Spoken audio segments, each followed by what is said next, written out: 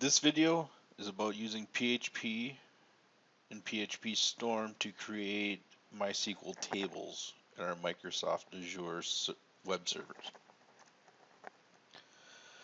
Make some assumptions that you have your project set up, you have the Lab 7 files uploaded to that project, you have your MySQL database set up and configured, and you also have the database credentials.php file configured.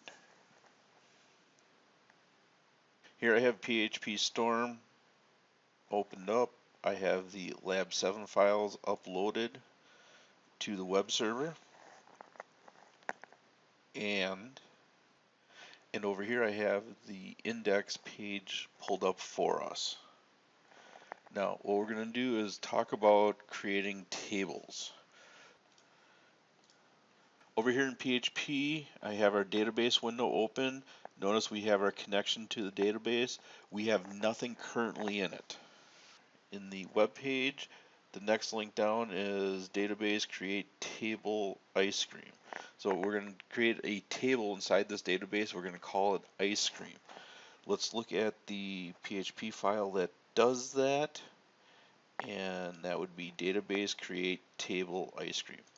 Double click on it, and here is the file that goes and creates that table. Now it's not going to put any information in that table, but what it's going to do is create basically the columns where you can put the different types of information. As we look through here, the include here includes our credentials. We set that up already. Here we have the include file that has database credentials in there, the username, password, web address. Down here is just a little screen output to say that we're starting table creation. And here we go through the actual code to create that table using PHP as the language to do that. So we're going to try to do this. We make a connection using these variables should look familiar from the database credentials.php file. Here we create a table, and with those tables we have different fields here. This here is an ID field that's typically internal in the database, so you can refer to the different records. We're setting the primary key on that ID field. We're setting another field or column to name, so that's the name of the column, and it's going to be a variable length of 30 characters. We have another field that's called base, and that's variable characters, and then we have another field that's called add-in, which is another variable length of 30 characters, and then we have a final field called date. Now what we could do here is, this is an internal number. Most of the time the end users won't see this or recognize it's there. Name is the name of the ice cream. Mint chip, cherry Bordeaux, Rocky Road. That's what this field's intended for. The base is the base ice cream. So mint chip ice cream, mint is the base ice cream for it. Rocky Road, chocolate is the base ice cream. Then we have the add-ins. So in mint chip ice cream, as you can tell, mint chip is my favorite. In mint chip ice cream, you add in chocolate chips. In Rocky Road, you add nuts and marshmallows into it. And then the date is the creation date of the record. It's just always nice to know when this data was created and if it's been in there, how long. We make this connection, and now we execute the query. If there's an error, it'll print out on the screen for us. And then a couple little lines here. It says table successfully created, and then a link back to the index page. Okay, so the script will run. Once again, over here, refresh, there's nothing listed in our database. I'm going to go over to the index PHP file, and I'm going to click on this first one here, database create table ice cream. Click on it, and it goes through. Normally, when you do something like this, you don't necessarily have this output here. It happens automatically behind the scenes, and you don't get any output there. But this just shows us how the different input or output works. Now it said it started creating, then it said successfully created. Let's go back over here to PHP Storm in our database window. If it's not showing, you can go ahead and you can click on it right here. I'm clicking on it. And make sure your database is selected, and then click the refresh button right here. It goes through, syncs up. Notice there's an arrow here. Now I click on that arrow, it expands down. Here is table ice cream. And then in there, we have the different fields. Once again, here's the ID field, which came from here. We have the name field, which comes from here. We have the base field, which comes from here. Add in there, and we have a date. Now, if we want to see what's in that in the table, you can go ahead and double click on it, and it'll actually open it up. Once again, all the script did was create the field. It didn't add any data in.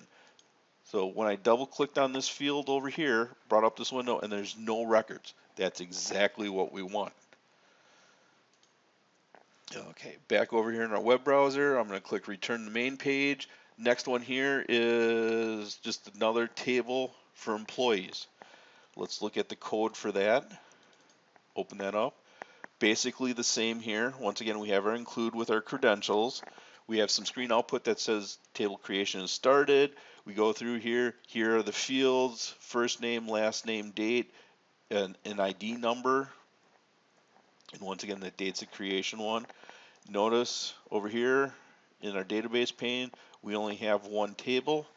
So let's go ahead back to the web page and run this. Starting to create the table. Table's been successfully created. If we go back here, database window, and click refresh, now we have the table here. Once again, fields match up from here to here. All is expected. Double click on it. We look at the table, nothing in there. Okay, close these out. Go back to our web page, return to the main page, and then vendors. Okay, let's open up this table for vendors, creating it. Do a couple things different, but notice the top is the same again. We have our database credentials. We have some screen output saying we're starting the creation of that. In the actual creation of the table, I have some additional fields. Notice I added some more in. I've got companies, phone numbers, cities. I apologize for the pop-ups. Now, I've also started changing lengths. Phone number, I have limited to 12. That's 10 digits and 2 dashes to put into there. City is maximum 15 characters. State is only 2 characters long. We have a zip code, only 5 characters. I didn't do any +4 there. Numbers employee, notice it's an integer because we're dealing with numbers. We have a notes field. The notes field is actually a text data type. What a text is longer than 255 characters, so you can put in a whole bunch of different information in there. The interest rate, I'm not sure exactly how that applies, but I wanted to show a decimal. How this works here is this float, meaning we have a floating decimal point, that's how I remember it. Maximum of 8 characters long, and of those 8 characters, you can have a maximum of 5 after the decimal point. So you can have 3 before, 5 after. That sounds like an interest rate. And then we have another fee or field here called monthly fee, and I set that as a decimal. 8 characters long and 2 after the decimal point. Once again, monthly fee is typically in dollars, dollars in cents. That should cover that. So I create all those, and then we get down to this fun part here. What I actually do is I have the script insert data into the tables right away. Looking here, we have some screen output saying what it's doing. It's going to add Bugs Bunny into this. And as we scroll across here, notice we're going to put it into the tables vendor. That's the table we're creating right here. These are the fields we're going to be putting in. Once again, these are the fields we created right through here. And then over here is the values we're going to assign to it. And this is part that gets a little tricky sometimes, but company name is first here under the field names. And so under values, the first value goes to that first field name. So company name here, company name would be set to Warner Brothers. And then it works through that way. We set up a string and then we commit that to memory, or we process that in a database.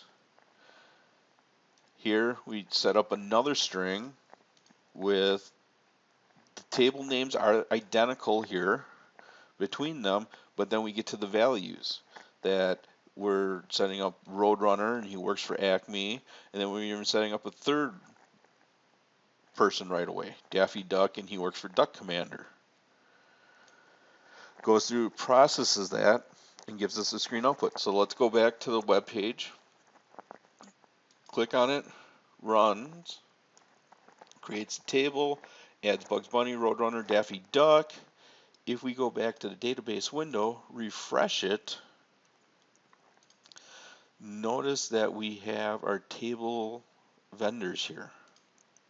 Expand it out, those are all the fields, that looks good. But if I double click on table vendors, there's our information. We entered in that information, so we had it automatically populate those fields.